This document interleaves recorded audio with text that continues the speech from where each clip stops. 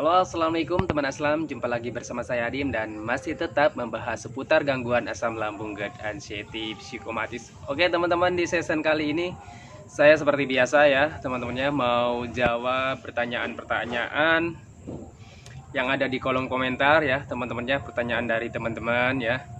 Karena saya tuh untuk menjawab ataupun membalas komentar itu agak sulit teman-teman ya. Kenapa? Karena komentarnya banyak teman-teman ya. Pertanyaan-pertanyaan di kolom komentar itu banyak sekali yang bertanya. Jadi saya itu tidak bisa pas respon gitu ya teman-teman ya. Nggak bisa on time ya. Karena saya itu kan kerja teman-teman ya. Jadi mohon maaf sekali jika pertanyaan-pertanyaan teman-teman yang ada di kolom komentar belum saya respon ya teman-teman ya. Maka dari itu teman-teman ya, saya itu buatkan videonya ya. Jadi kalau misalkan komentarnya kebanyakan teman-teman ya, karena video saya kan banyak teman-teman ya. Di video yang ini ada yang berkomentar dan bertanya ya. Di video itu ya, bahkan di video yang paling lama teman-teman ya, itu masih ada ya yang berkomentar, yang bertanya di situ teman-teman ya. Maka dari itu teman-teman ya, saya tuh lebih baik saya buatkan videonya saja. Jadi supaya saya balasnya, kalau misalkan saya balas dari satu komentar aja teman-teman ya, itu cuma hanya satu orang saja yang tahu gitu teman-teman ya.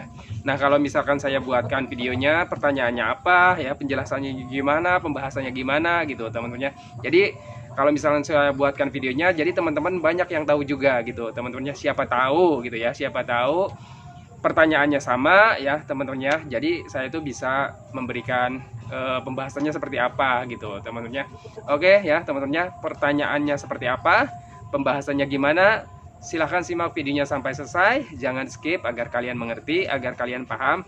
Kalau misalkan kalian mengerti dan paham, kalian itu akan lebih mudah menangani setiap sensasi dari gangguan asam lambung, GERD, anxiety, psikomatis gitu teman-teman ya. Dan buat teman-teman yang mau bertanya, kalau misalkan teman-teman misalkan baru gabung ya, mau bertanya tentang seputaran gangguan asam lambung, GERD, anxiety, psikomatis, alangkah lebih baik kalian itu simak dulu video-video saya yang terdahulu gitu teman-teman ya. Karena saya itu sudah banyak sekali upload video seputaran gangguan asam lambung, GERD, anxiety. Kalian silahkan cek saja foto profil saya, klik bagian video teman-teman ya. Nanti kalian simak saja, di situ banyak teman-teman ya. Scroll saja sampai ke bawah ya, sampai ke awal-awal saya upload video gitu teman-teman ya. Dipahami, dipraktekkan ke kehidupan kalian gitu teman-teman ya. Semoga saja bisa membantu dan bermanfaat bagi teman-teman, dan semoga saja bisa menjadi motivasi gitu teman-teman ya. Karena untuk gangguan asam lambung, GERD, anxiety, psikomatis itu sensasinya banyak sekali teman-teman ya. Di situ sudah saya jelaskan ya teman-teman ya, dari macam-macam sensasi dan gimana cara menanganinya gitu teman-teman ya. Oke teman-teman ya, kembali lagi ke pembahasannya teman-teman ya. Di sini saya screenshot kan ya teman-teman ya. Jadi pertanyaan-pertanyaan yang beberapa gitu ya, hanya beberapa saja mungkin dah karena waktunya gitu teman-teman ya, karena waktunya terbatas ya teman-teman ya. Jadi saya buat pembahasannya itu yang singkat-singkat dan juga beberapa pertanyaan saja teman-teman ya. Yang pertama itu sering lupa ya. Sering lupa ataupun nggak fokus ya, nggak fokus teman-teman ya. Saya Bang Adim, pernah nggak ngalamin jadi pelupa dan nggak fokus ya, jadi ingatan itu nggak fokus gitu teman-teman ya. Nah teman-teman, saya juga pernah mengalaminya, bahkan sampai sekarang teman-teman ya, saya itu orangnya jadi pelupaan gitu teman-teman ya. Itu saya pernah, dan kenapa gitu ya teman-teman ya, kenapa Bang Adim saya itu sekarang menjadi pelupa ataupun sulit fokus gitu teman-teman ya. Untuk sulit fokus biasanya karena kitanya berpikirnya hanya satu titik aja teman-temannya. Biasanya berpikirnya itu tentang penyakit dan sensasi, tentang penderitaan gitu teman-teman, tentang kehidupan apa ya, kita itu mengalami menderita seperti ini gitu teman-temannya, tentang berbagai macam sensasi yang kita rasakan gitu teman-temannya. Karena gangguan asam lambung, GERD, anxiety itu teman-temannya, pengalaman saya sensasinya banyak sekali teman-teman dan luar biasa gitu ya teman-temannya. Nah kita itu nggak ada yang dipikirkan selain sensasi, penyakit, ketakutan, kematian gitu teman-teman ya. Selalu saja berpikir seperti itu terus-terusan teman-teman ya, dengan durasi dan jangka waktu yang lama gitu teman-teman ya. Jadi pemikiran-pemikiran yang lain itu tidak ada teman-teman ya. Ya maka dari itu kita itu menjadi pelupa teman-teman ya, jadi sulit fokus gitu teman-teman ya. Itu pengalaman saya, dan untuk sampai sekarang juga saya memang agak pelupa teman-teman ya. Cuman sekarang pelupanya itu bukan karena sering berpikir tentang penyakit ataupun sensasi ya teman-teman ya. Jadi pelupanya sekarang itu karena dulunya saya tuh belajar cuek dan masa bodoh gitu teman-teman ya. apa yang saya pikirkan selalu ingin saya melupakannya gitu teman-teman. Jadi apapun itu saya selalu lupain cuma kayak gini gitu aja gitu teman-teman. Jadi metode saya seperti itu. Jadi makanya berefek ke sekarang gitu teman-teman, berdampak ke sekarang. Jadi apapun apa ya yang ada di pikiran gitu teman-teman. Jadi nggak lama gitu teman-teman. Nanti nih sekarang baru sekitar 2 jam 3 jam udah lupa gitu teman-teman, apapun itu teman-teman. Jadi gampang lupa gitu saya ya untuk sekarang ya. Cuman itu bedanya teman-teman, sekarang pelupanya itu ataupun pikunnya itu bukan karena terlalu fokus dengan memikirkan penyakit atau sensasi gitu teman-teman. Karena saya sekarang itu ya ingin ingin belajar cuek dan masa bodoh aja gitu teman-teman. Mungkin dampak dari dulunya teman-teman, dari semenjak saya terkena gangguan asam tuh teman-teman, memahami ya sensasi-sensasinya ya harus dilupakan gitu teman-teman, harus dilupakan dan harus belajar masa bodoh gitu teman-teman. Nah di situ saya keseringan gitu teman-teman, keseringan karena itu metode saya teman-teman. Bodoh amat, bodoh amat gitu teman-teman. Cuek aja lah, ini cuma sensasi kok. Dari kemarin-kemarin aja saya juga mengalami seperti ini toh, sampai saat ini nggak apa-apa gitu teman-teman. Nah saya selalu berpikir terus seperti itu dan alhasil ya dampaknya sampai sekarang gitu teman-teman. Jadi selalu belajar cuek dan masa bodoh gitu teman-teman. Apapun itu jadi mudah lupa gitu teman-teman. Nah, jadi itu dampaknya sampai sekarang gitu teman-teman. Karena ya emang menurut saya sih nggak apa-apa ya teman-teman, cuma pelupa. Yang penting yang penting kita sehat aja gitu teman-teman. Yang penting kita sehat, kita ceria gitu teman-teman ya.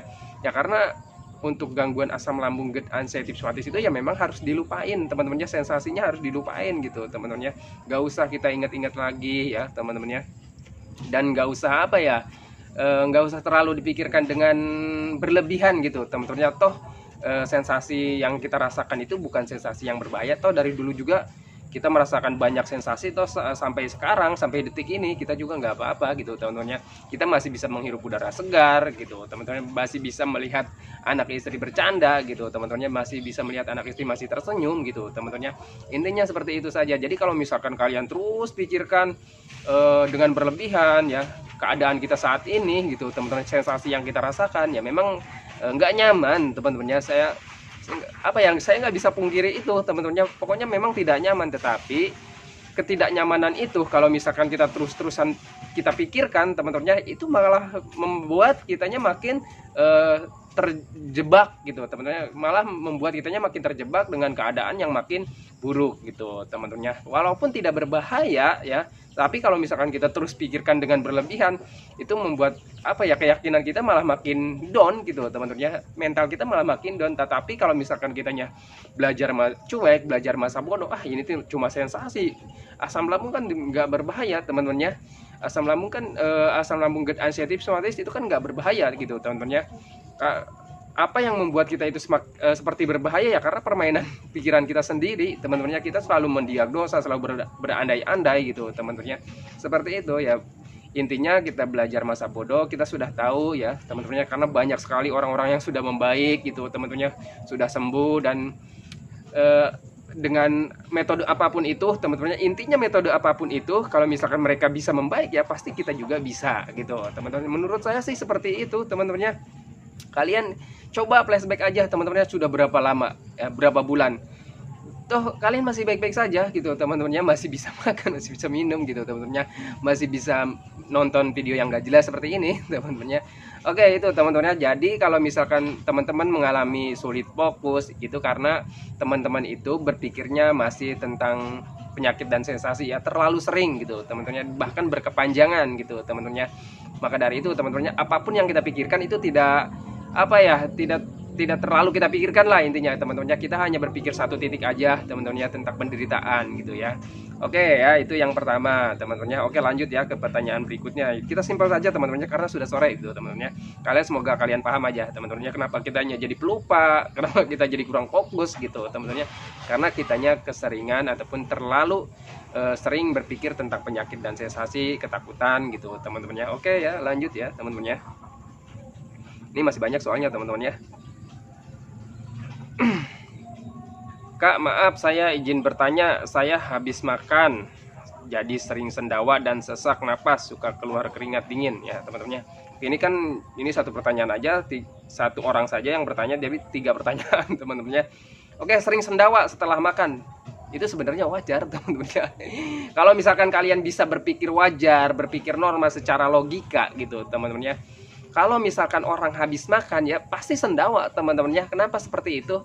Ya kalau misalkan dulu ya teman-temannya, kita itu habis makan sendawa ya wajar menurut saya teman-temannya. Itu tandanya kita sudah kenyang gitu teman-temannya. Tandanya kita itu sudah terisi ya, perutnya, pencernaannya gitu teman-temannya. Ya tandanya ya itu teman-temannya, kita itu sendawa gitu teman-temannya. Itu yang pertama. Terus yang keduanya biasanya kita sedang apa ya, masuk makanan ya. Jadi apa ya, ruang di dalam lambung kita itu kan diisi sama gas ya teman-teman. Sebelum kita ada makanan masuk gitu teman-temannya, pasti ada gasnya ya, entah itu banyak ataupun sedikit. Dan kalau misalkan penderita gangguan asam lambung anxiety itu biasanya gasnya banyak teman-temannya di bagian lambungnya. Kenapa seperti itu ya? Karena kita itu asam lambungnya sedang tidak stabil ataupun sedang tidak normal. Jadi asam lambung itu kalau misalkan tidak stabil, tidak normal, itu biasanya banyak gasnya gitu teman-temannya, memproduksi lebih banyak gas gitu teman-temannya. Alhasil ya biasanya kalau misalkan kita makan itu pasti gasnya keluar gitu teman-temannya.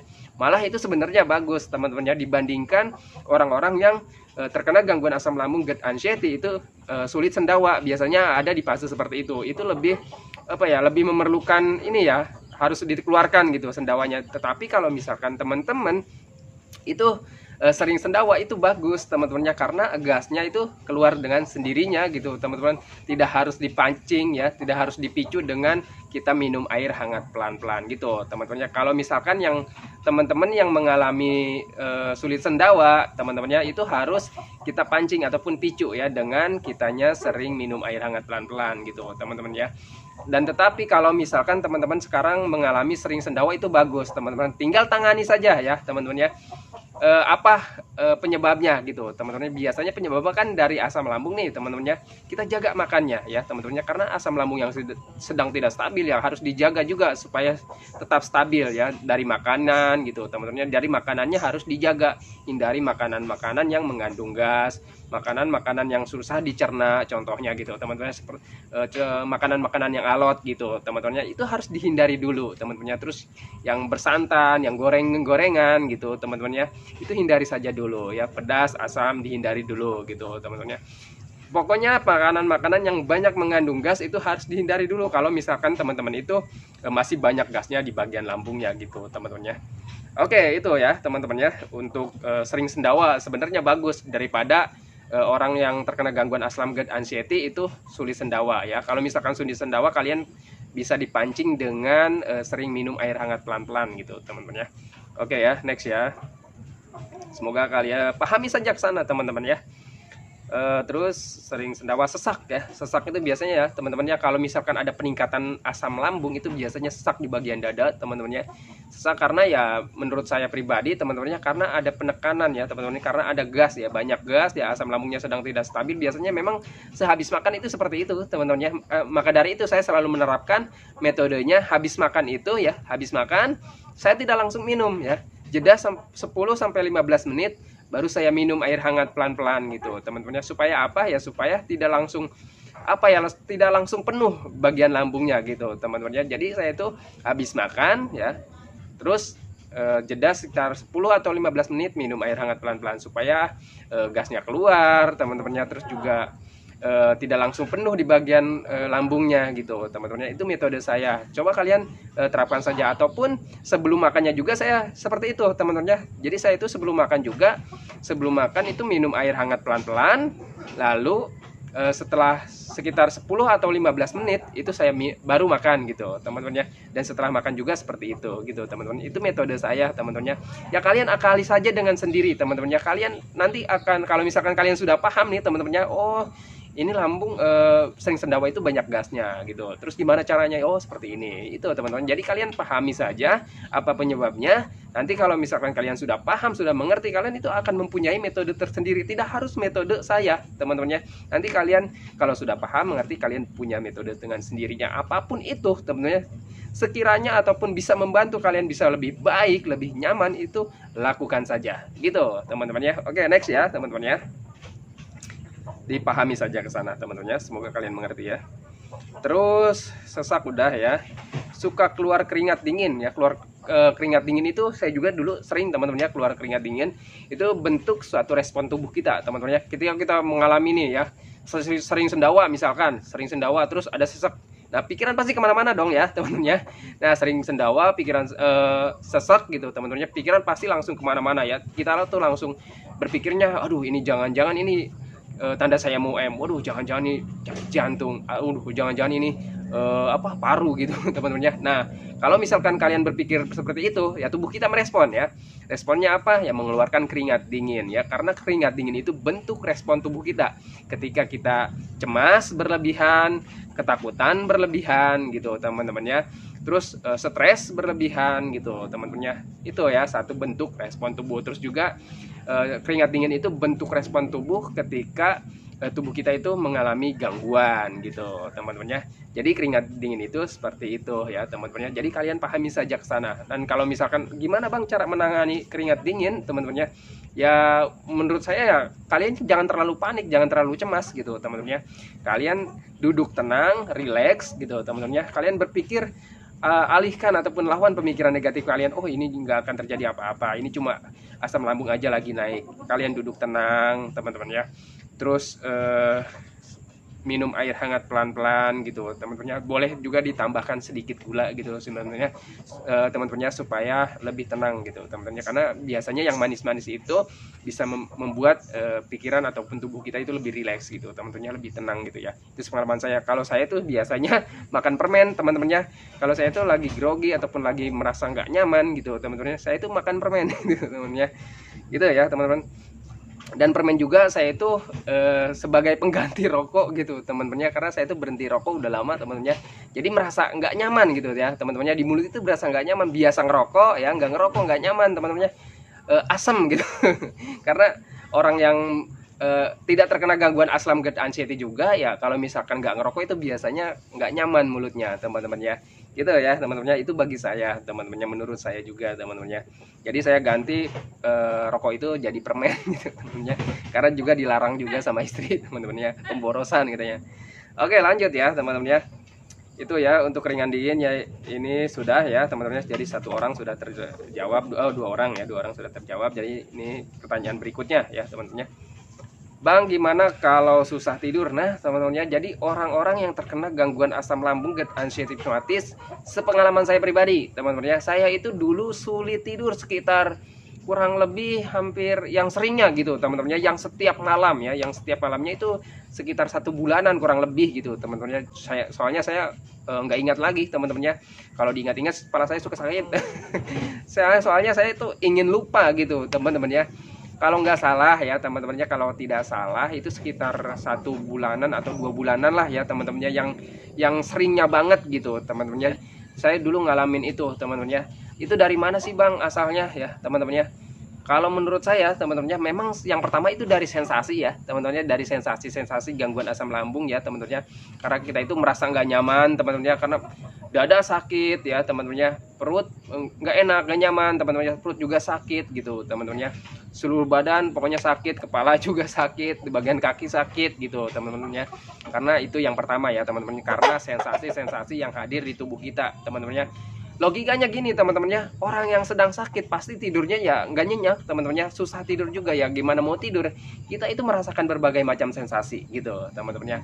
Itu yang pertama ya teman-temannya. Terus yang keduanya, biasanya kita sudah mulai nyaman biasanya teman-temannya, nggak terlalu banyak nih sensasinya ya teman-temannya, mungkin lagi ngerasain sensasi ini ataupun mungkin lagi ngerasain sakit kepala atau apa itu teman-temannya. Biasanya teman-teman, faktor keduanya karena kita itu susah tidur ataupun sulit tidur, itu biasanya dari pikiran teman-teman ya, efek stres ya teman-teman ya. Karena kalau misalkan kita stres ya, orang apa ya yang tidak terkena gangguan asam GERD anxiety psikomatis juga, kalau misalkan kita stres itu sulit tidur teman-teman ya. Coba kalian flashback ya teman-teman ya, coba kalian flashback ke sebelum kalian terkena gangguan asam lambung GERD anxiety psikomatis, pasti kalian juga mempunyai banyak pikiran dong ya teman-teman ya.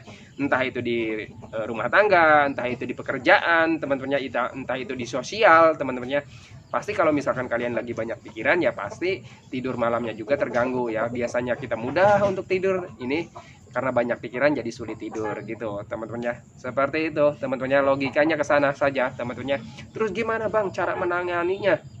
Untuk saya pribadi dulu saya pernah diresepkan obat tidur sama dokter teman-teman ya, karena saya konsultasi ya dengan dokter. Ini dok, saya itu sulit tidur kalau misalkan malam gitu teman-teman, susah tidur. Saya dulu pernah konsumsi teman-teman ya, karena diresepkan oleh dokter gitu teman-teman ya. Jadi satu resep lah sama obat lambungnya dulu teman-teman ya. Itu saya minum 1 kali teman-teman ya, itu tetap saja teman-teman ya, malam harinya nggak bisa tidur juga teman-teman ya. Jadi karena pikirannya apa ya, mungkin nggak mempan atau gimana, ataupun apa ya, dosisnya masih rendah, ataupun juga pikiran sayanya ya yang banyak gitu teman-teman ya, karena saya tuh berpikir tentang keluarga, tentang penyakit, tentang sensasi ya, tentang takut gitu teman-teman ya. Nah itu teman-teman, jadi pikiran itu di kepala itu banyak teman-temannya, penuh gitu ya. Nah jadi sulit untuk tidur biasanya teman-temannya. Mau tidur gimana kita itu, yang pertama ya, sensasi di bagian tubuh kita itu banyak ya teman-temannya. Bisa tidur gimana gitu teman-temannya. Yang keduanya, pikiran kitanya banyak teman-temannya, penuh kepala kita dengan pemikiran-pemikiran negatif gitu teman-temannya. Bisa tidur gimana gitu teman-temannya.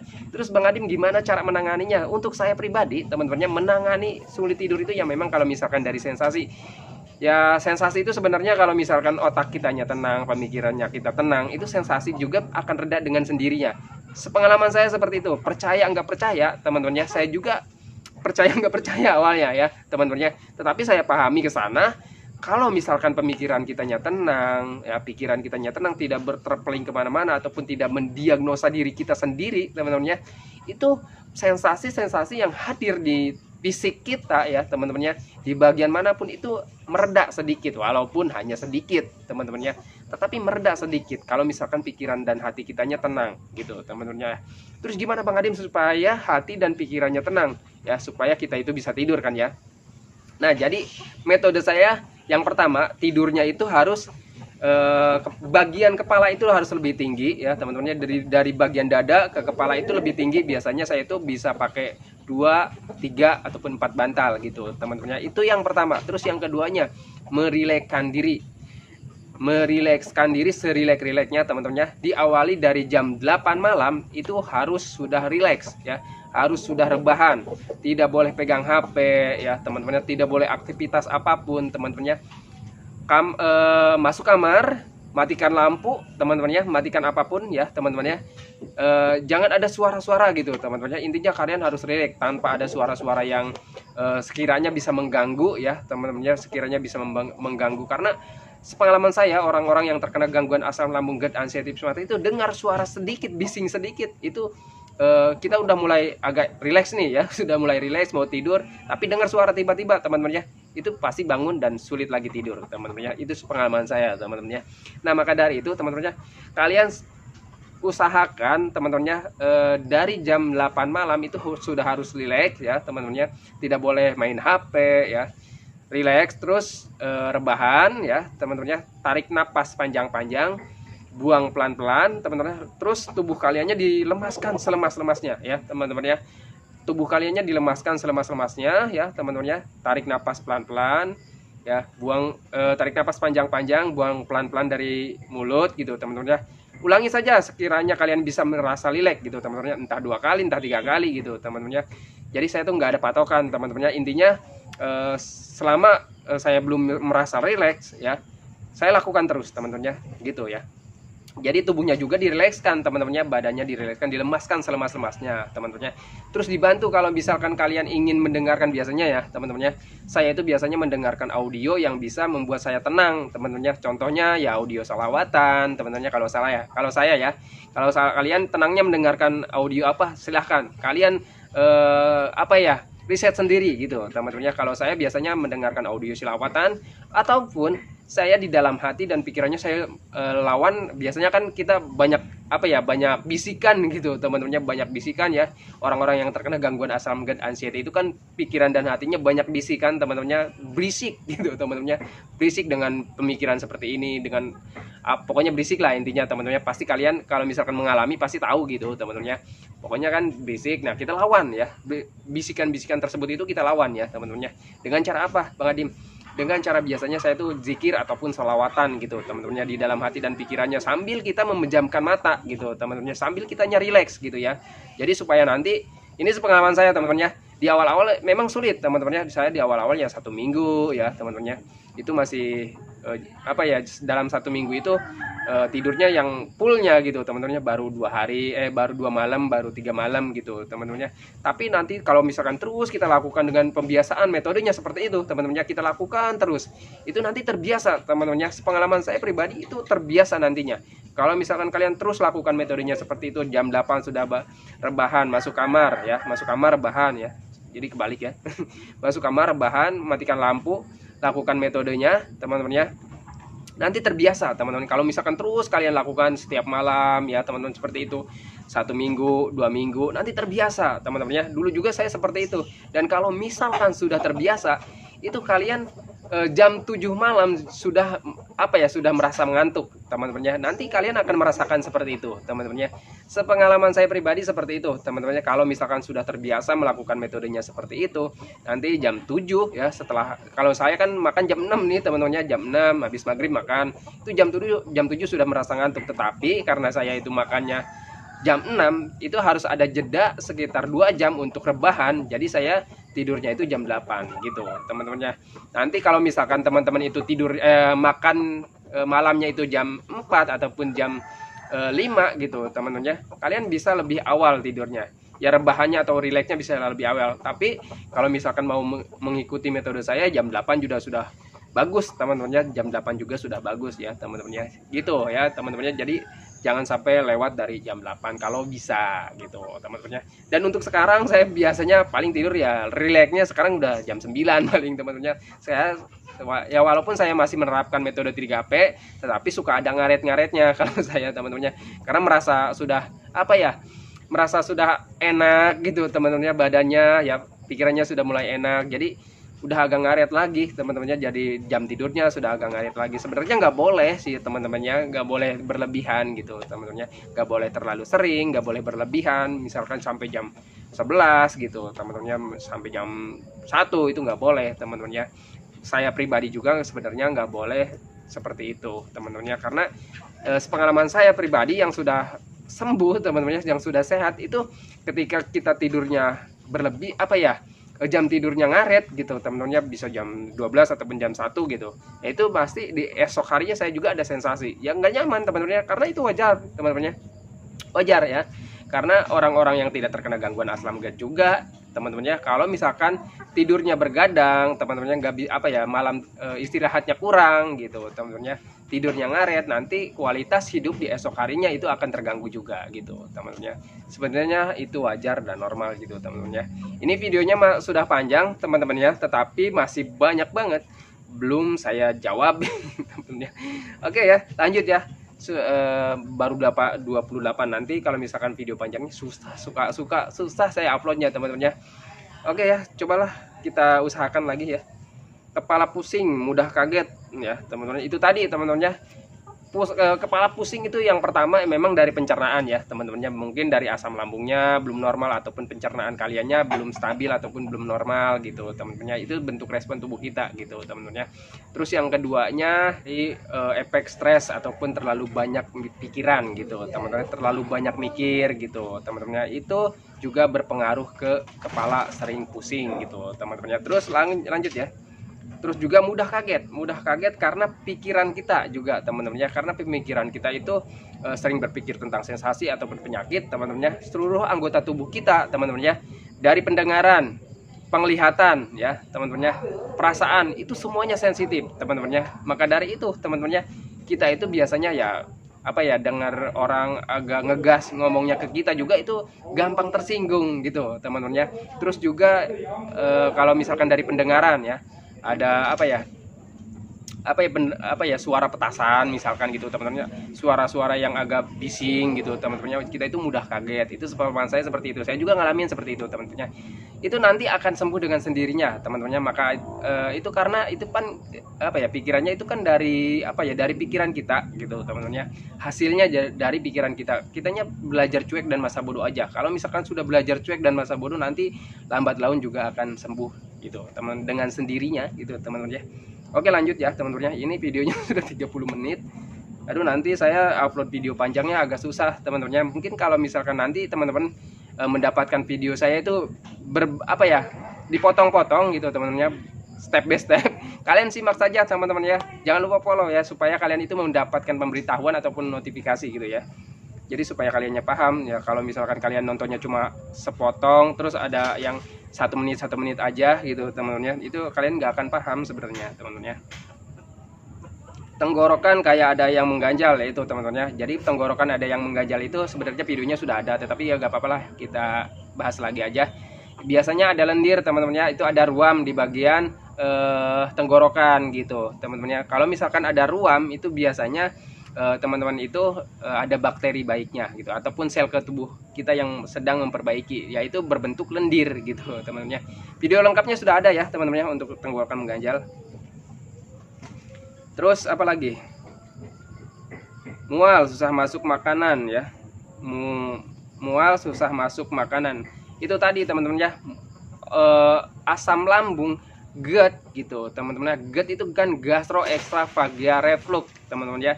Karena asam lambungnya berlebihan ataupun tidak stabil kapasitas ataupun pH-nya teman-teman ya, itu bisa menyebabkan ataupun memperbanyak produksi gas gitu teman-teman ya, gas lambung. Nah, kalau misalkan gasnya banyak di bagian lambung, itu kita itu seperti rasanya kenyang terus ya teman-teman ya. Jadi begah gitu teman-teman, kembung ya, karena kenyang terus, susah masuk makanan karena banyak gasnya di bagian lambungnya. Terus gimana Bang Adim cara menanganinya? Sebelum makan, kalau untuk saya pribadi teman-teman ya, sebelum makan itu minum air hangat dulu pelan-pelan ya. Nanti gasnya akan terpicu keluar ya teman-teman ya, lewat sendawa gitu ya. Terus nah, jeda sekitar 10 atau 15 menit baru kalian makan gitu teman-teman ya. Terus minumnya Bang harus 1 gelas. Semampu kalian aja teman-teman ya. Kalau mau setengah gelas boleh teman-teman ya. Kalau misalkan masih sering begah, kembung gitu teman-teman ya. Biasanya kalau masih sering kembung, begah kan, kalau misalkan banyak minum terus makan, sama aja teman-temannya, penuh juga rasanya gitu teman-temannya. Jadi makannya sedikit, minumnya juga sedikit dulu gitu teman-temannya. Nanti setelah makan ya boleh lagi minum lagi gitu teman-temannya. Pokoknya untuk minum itu sebenarnya minimal 8 gelas dalam sehari teman-temannya. Tapi kalian akalin saja, mau sedikit-sedikit kayak gitu teman-temannya. Karena saya tuh menyarankan minum 8 gelas dalam sehari itu secara pelan-pelan gitu teman-temannya. Jadi nggak harus hari ini nih, jam ini minum 8 gelas, nggak juga teman-teman, ataupun harus 1 gelas penuh, nggak juga teman-temannya. Intinya kalian cukupi saja kebutuhan mineral untuk tubuh kalian gitu teman-temannya. Dan untuk saya pribadi itu menanganinya dengan minum air hangat gitu teman-temannya. Oke teman-temannya, jadi videonya seperti itu dulu saja. Ini masih banyak pertanyaan yang belum saya jawab, belum saya respon. Mudah-mudahan nanti di lain waktu saya buatkan lagi videonya teman-teman ya, pembahasannya buat teman-teman yang pertanyaannya belum terjawab gitu teman-teman ya. Nanti saya buatkan lagi videonya ya, mohon maaf ya teman-teman ya. Oke ya, seperti itu saja pembahasan dan jawaban pertanyaan-pertanyaan dari teman-teman.